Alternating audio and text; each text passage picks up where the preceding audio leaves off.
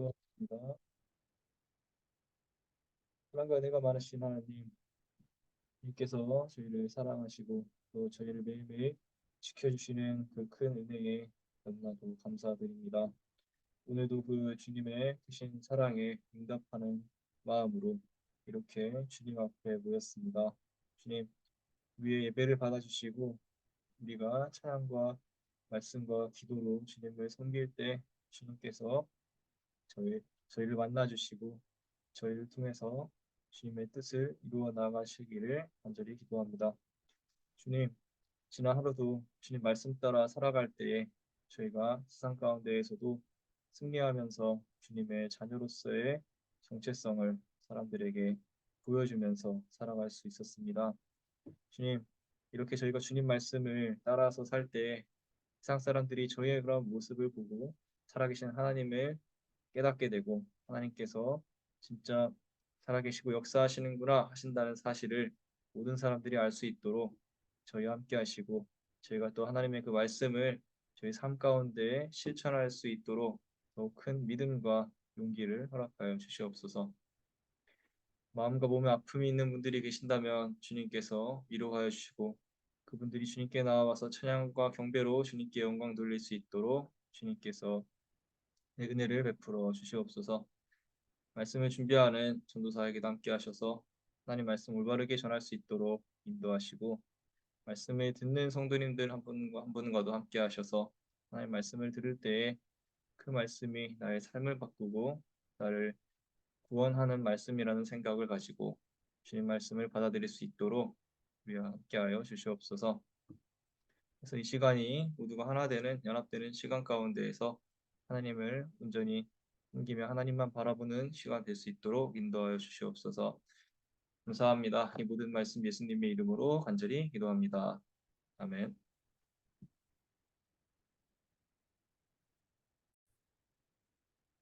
오늘 말씀은 예레미야 4장 1절부터 8절까지 말씀입니다. 제가 읽을 때 여러분들도 마음속으로 함께 읽어주시면 감사하겠습니다. 이스라엘아 정말로 내가 돌아오려거든 어서 나에게로 돌아오너라. 나 주의 말이다. 내가 싫어하는 그 역겨운 우상들을 내가 보는 앞에서 버려라. 내 마음이 흔들리지 않게 하여라. 네가 주님의 살아계심을 두고 진리와 공평과 정의로 서약하면 세계 만민이 나 주를 찬양할 것이고 나도 그들에게 복을 베풀 것이다. 참으로 나 주가 말한다. 유다 백성과 예루살렘 주민아 가시덤불 속에 씨를 뿌리지 말아라. 묵은 땅을 갈아엎고서 씨를 뿌려라. 유다 백성과 예루살렘 주민아 너희는 나 주가 원하는 할례를 받고 너희 마음의 포피를 잘라내어라. 그렇지 않으면 너희의 악한 행실 때문에 나의 분노가 불처럼 일어나서 너희를 태울 것이니 아무도 끌 수 없을 것이다. 너희는 유다에 알리고 예루살렘에 선포하여라. 너희는 이 땅 방방곡곡에 나팔을 불어서 알리고 큰 소리로 외쳐서 알려라. 어서 모여서 견고한 성으로 들어가자 하여라. 시온으로 가는 길에 깃발을 세우며 지체하지 말고 대피하여라. 내가 북쪽에서 재앙을 몰아와서 크나큰 파멸을 끌어들이겠다. 사자가 일어나서 숲속에서 뛰쳐나오듯이 세계 만민을 멸망시키는 자가 길을 나섰다. 그가 너희 땅을 황무지로 만들려고 제자리를 떴다. 이제 곧 너희 모든 성읍이 폐허가 되어 주민이 없을 것이다. 그러므로 너희 이스라엘 백성아 붉은 베옷을 허리에 두르고 과연 주님의 맹렬한 분노가 아직도 우리에게서 떠나가지 않았구나 하고 탄식하며 슬피 울어라. 아멘.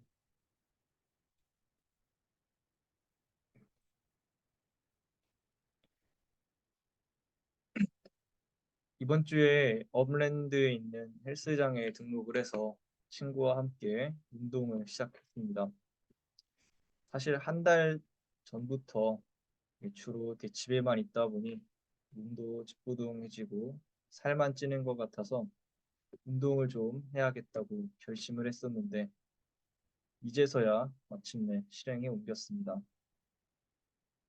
운동할 때도 자세가 중요하고 또 요령도 필요한데 그러한 지식이 전무했기 때문에 사실 걱정을 좀 했었습니다. 그런데 감사하게도 학교 기숙사에 사는 친구 중에 이미 헬스장에서 운동을 하고 있던 친구가 있었습니다. 그래서 그 친구에게 나 운동하는 것 좀 도와주면서 같이 운동하자고 요청을 했습니다. 그 친구도 같이 운동할 사람이 생겨서 흔쾌히 도와주겠다고 했습니다. 그래서 이번 주에 처음으로 미국 헬스장에 방문을 하게 된 것입니다. 헬스장에 가니 한국에서는 볼 수 없었던 광경이 펼쳐졌습니다. 저는 한국에서 이렇게 큰 헬스장을 본 적이 없었는데 미국은 역시 스케일이 남달랐습니다. 엄청나게 넓은 면적에 수많은 운동기구들이 놓여 있었습니다. 또 놀란 것은 밤 7시쯤에 갔음에도 불구하고 수많은 사람들이 운동을 하고 있었던 것입니다. 길에서 지나다니면서 주로 이렇게 배 나온 사람들만 많이 보다가 이곳에 오니 완전히 다른 세계가 펼쳐진 듯한 모습이었습니다. 하나같이 울퉁불퉁한 사람들만 있었습니다.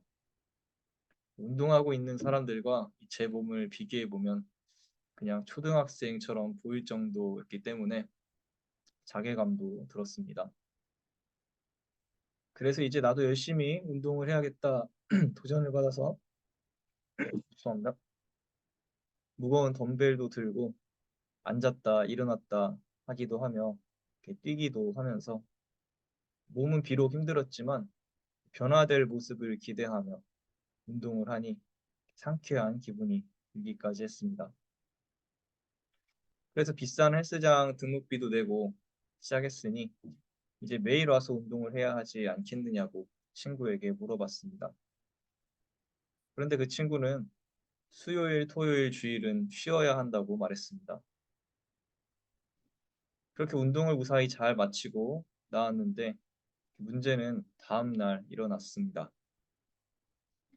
운동을 오랜만에 해서 그런지 어깨며 가슴이며 다리며 너무나 쑤시고 아픈 것이었습니다. 원래 그렇게 근육이 찢어지면서 커지는 것이라고 이 아픈 것이 정상이라고 친구가 말해 주었지만 너무 아파서 이거 다음번에 또 운동을 갈 수 있을지 걱정이 되었습니다. 제가 월요일, 화요일에 헬스장을 다녀왔으니 어제 하루 쉬고 오늘 또 가는 날인데요. 아직까지도 근육통이 남아 있습니다. 이렇게 팔을 드는 것도 힘들 정도로 아직도 아픕니다. 근데 이렇게 근육통을 느끼는 가운데 왜 친구가 3일은 쉬어야 한다고 말했는지 이해가 되었습니다. 운동하러 가기 전까지 아픔이 사라지고 근육이 단단하게 형성되길 기도하면서 사실 운동하는 것보다 이 아픈 근육통이 빠르게 가라앉는 것이 더 중요한 것이 아닐까 하는 생각이 들었습니다. 운동하는 사람들 사이에서 쓰는 말 중에 회복 탄력성이라는 말이 있습니다.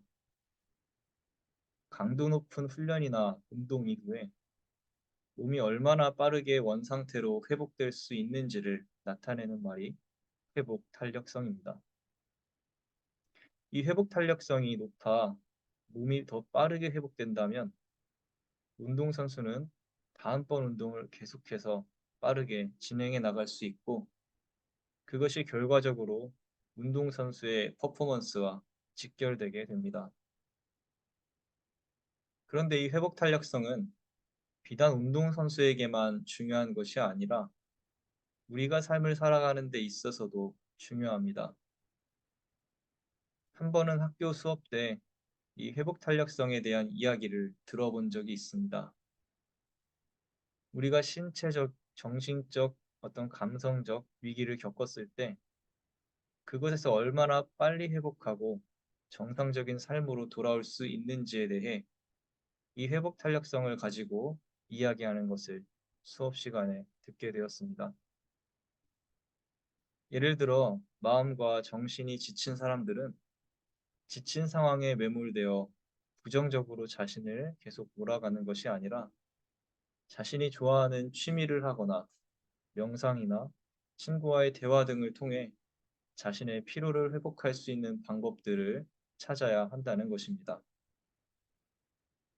이 회복 탄력성은 우리의 신앙생활에서도 필요한 것 같습니다. 우리가 지치고 힘들고 외로울 때 자꾸만 부정적인 방향으로 내 자신을 내버려 두는 것이 아니라 그 부정적인 것들에서 다시 회복하여 일어설 수 있어야 합니다. 그리고 그렇게 할 수 있도록 도우시는 이가 바로 하나님이십니다. 우리가 말씀과 기도를 가까이 할 때 하나님께서 우리에게 찾아오셔서 힘을 주시고 상황을 바꾸어 주시고 용기를 더해 주시는 분이십니다. 그래서 예수님은 우리에게 구하라 그러면 주실 것이요 문을 두드리라 그러면 열릴 것이라 하고 말씀하셨습니다. 오늘 말씀에서 하나님은 죄악에 빠져 타락한 이스라엘 민족에게 어서 돌아오라고 말씀하고 계십니다. 죄악에 빠져 고통 가운데 있는 이스라엘이 해야 할 것은 무엇이었을까요? 절망과 시리에 빠져 있는 것이 아니라 그 절망을 주는 상황 가운데에서 당장 빠져나올 그 한 걸음을 내딛는 것입니다. 그런데 그 한 걸음에는 큰 결단과 용기가 필요합니다. 그래서 1절에서는 하나님께서 유다 백성들에게 나에게 돌아와라. 그 역겨운 우상들을 내가 보는 앞에서 버려라. 내 마음이 흔들리지 않게 하여라 하고 말씀하셨습니다. 이스라엘이 죄악에서 빠져나와 하나님께로 나아가는 그 한 걸음 사이에는 그들의 마음을 흔들고 하나님께로 향하지 못하도록 그들을 유혹하는 수많은 우상들이 있습니다. 그렇기에 하나님은 이스라엘 백성들에게 마음을 흔들리지 않게 하고 단호하게 내가 보는 앞에서 그 우상들을 당장 버리라고 말씀하신 것입니다. 그리고 그렇게 그들이 하나님을 향한 용기 있는 한 걸음을 걷기만 한다면, 그래서 그들이 하나님을 만나는 그 문지방을 넘어가기만 한다면, 그 다음 걸음부터는 하나님께서 함께 손을 잡고 걸어가 주신다는 것입니다. 그래서 2절에서 하나님은 이렇게 말씀하십니다. 네가 주님의 살아계심을 두고 진리와 공평과 정의로 서약하면 세계 만민이 나 주를 찬양할 것이고 나도 그들에게 복을 베풀 것이다. 우리가 주님을 만나는 용기 있는 한 걸음을 내딛는다는 것은 신앙의 고백입니다. 주님은 살아계신 분이십니다. 나를 도우시고 회복시키시는 분이 주님이시고 나를 죽음에서 살리시는 분인 주님만을 신뢰합니다. 하고 고백하며 주님만 따르고 경배하며 섬기는 것이 바로 주님께 한 걸음을 내딛는 것입니다. 그리고 하나님은 분명히 그에게 복을 베풀어 주시겠다고 말씀하셨습니다.